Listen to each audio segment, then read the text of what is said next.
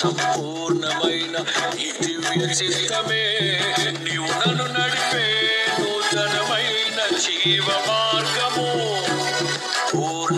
సంపూర్ణమైన ఈ దివ్య చిత్తమే నీవు నన్ను నడిపే నూతనమైన జీవ మార్గము. ఇహమందు పరమందు ఆశ్రయమైన వాడవు, ఇన్నాళ్ళు క్షణమైన నన్ను మరువని యేసయ్యా. ఆ తోడు నీవుంటే అంతే చాలయ్యా.